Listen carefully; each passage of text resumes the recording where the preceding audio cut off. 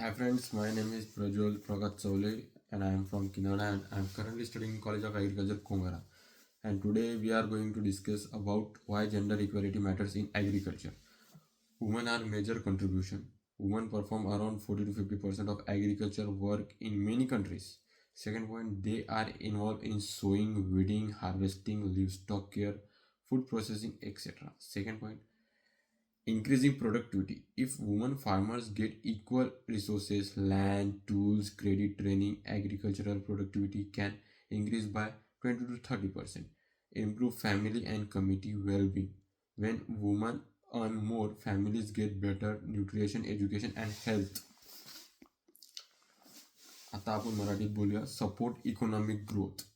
म्हणजे त्यांनी घरगृहस्थी किंवा आपल्या कुटुंबाला कसं समोर नेते किंवा कशी मदत करते याच्याबद्दल आपण बोलणार आहोत.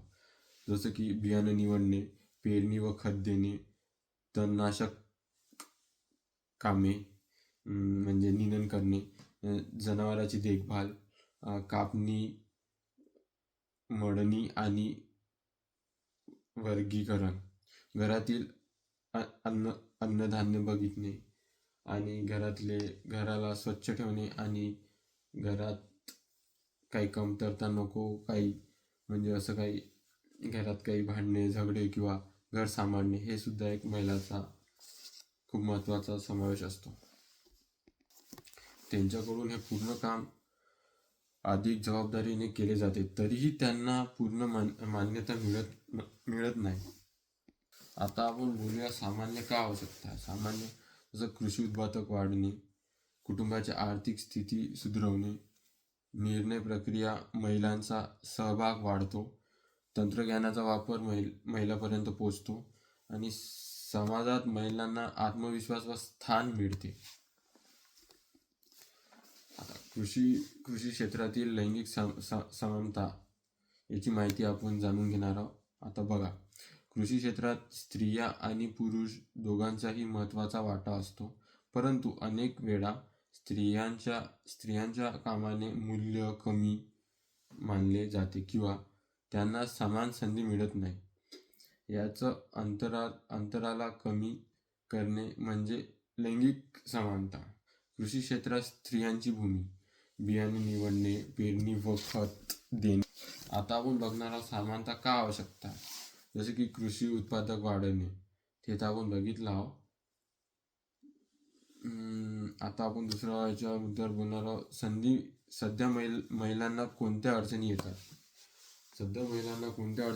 आता जसं की आता जमिनीची मालकी हक्क कमी वाटा, जसं जमिनीत कमी वाटा मिळला जातो महिलांना, पुरुषांच्या तुलनेनुसार महिलांना कमी वाटा मिळला जातो. दुसरा आहे कृषी कर्ज व योजनापर्यंत मर्यादित पोहोचणं. जसं कर्ज जे आहे जे पुरुषांना जास्त देण्यात येते, पण कधी कधी महिलांना किंवा त्याच्याकडं काही नसताना किंवा शेती त्याच्या नावी नसताना म्हणून त्यांना काही कर्ज हे फार कमी प्रमाणात देण्यात येत असते. कारण की जे ॲट लास्ट जास्त प्रॉपर्टी जे असते ते म्हणजे पुरुषाच्या नावी असते. तिसरं पॉईंट आहे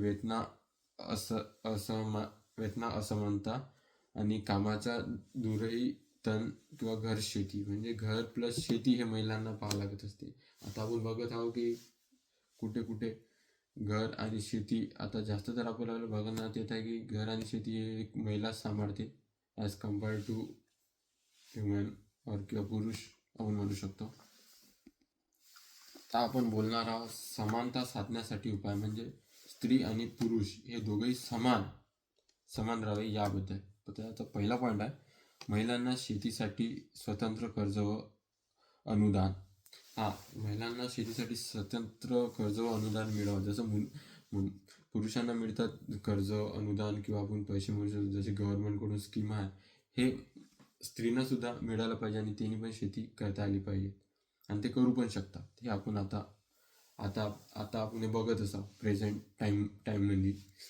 दुसरं पॉईंट कृषी तंत्रज्ञान आणि प्रशिक्षणाची सुविधा. कृषी तंत्रज्ञान जसं की आता बघत आहोत मुलं शिकत आहेत, तसे मुली पण शिकत आहेत, त्यांनी पण ॲग्रिकल्चरिस्ट आहे, त्यांनी पण शेती ॲटमोस्ट चांगल्या यानं करू शकते, चांगल्या सोर्सेस म्हणजे टेक्नॉलॉजी आणि चांगले हाईल्ड घेऊ शकते ॲज कम्पेअर्ड टू पुरुषांच्या तुलनात ते पण करू शकते.